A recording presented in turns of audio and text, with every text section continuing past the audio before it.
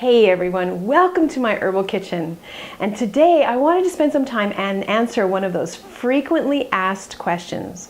So for the past 27 years, I have been helping creative people just like you build their confidence in using natural remedies in the home to take care of themselves and their loved ones.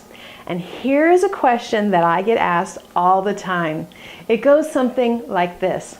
Hey Cami, how do I dry my herbs? How do I take them from this to this?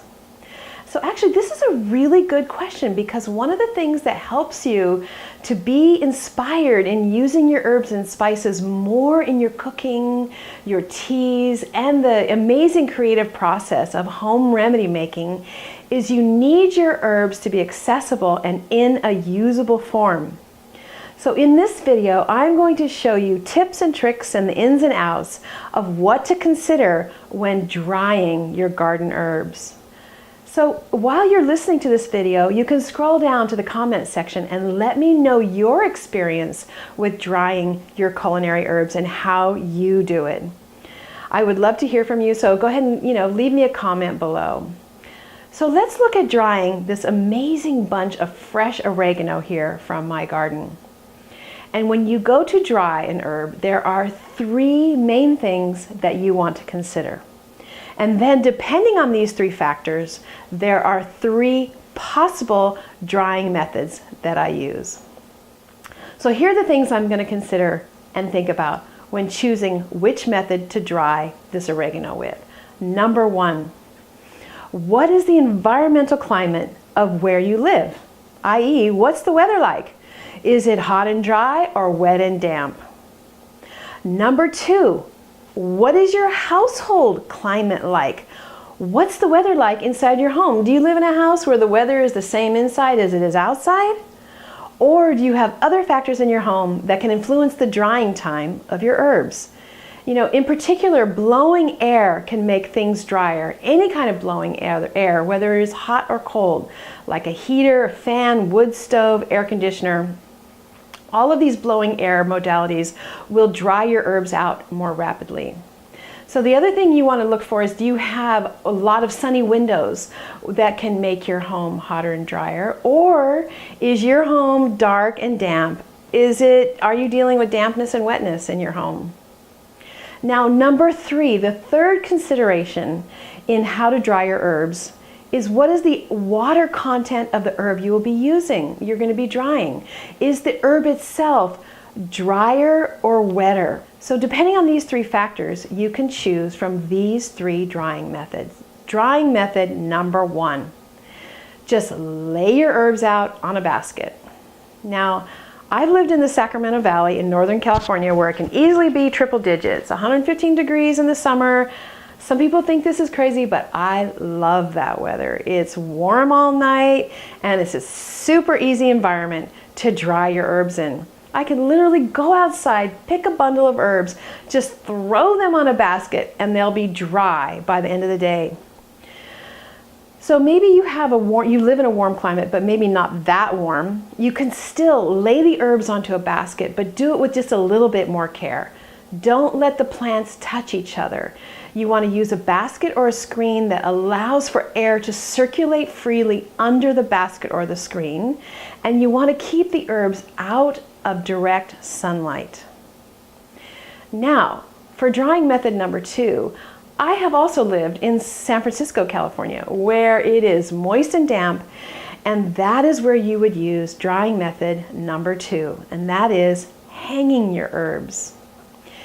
Now, it's a good idea to hang them at a higher level in your house, at a higher place, like on a beam or something, because heat rises. And you want to be very careful in this kind of environment because you may have 4 or 5 really dry days where your herbs are dry, and then you'll have wet, moist days, and your herbs that were once dry are now wet again.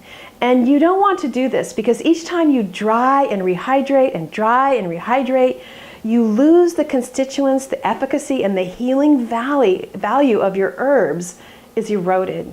You want to dry your herbs, get them down, and then store them properly so that they hold their aroma, their color, and their therapeutic value. Now, we'll look at drying method number 3, and that is using a dehydrator. Now, using a dehydrator is not my most preferred way of drying herbs, but if you live in such a damp climate that the herbs are going to mold before they're going to dry, then you need to use a dehydrator. You want to get a dehydrator that has a temperature valve that goes below 100 degrees. Dry your plants in the dehydrator at the lowest setting. Now, the question that people usually ask me right about now is, hey Cami, how long does it take my herbs to dry? And I cannot answer that question because every herb is different. An herb with a higher water content will take longer to dry than an herb that's really dry, already kind of not very much water content, like oregano. And when you harvest the herb plays a role. Herbs harvested during the spring contain more water than the same herb harvested in the fall. Drying times will be different at different times of the year because water content in the plants vary from season to season. Now, I can remember many years ago when I first started drying my own herbs, I remember picking very vividly, picking a bunch of plantain, laying it out to dry, and then putting it into a jar. I went and I opened that jar a couple weeks later to make some tea, and guess what? Those herbs had not been dry all the way, and they were now moldy. And that is a mistake that I have only made once. Don't put your herbs away when they are still a little rubbery or soft or a little flexible. You want them to be crispy and dry, not burnt, but crispy and dry. And when you dry your own herbs, they are so much fresher and more flavorful than the ones that you buy at the store. You save so much money, and really what happens is you feel a connection with your herbs.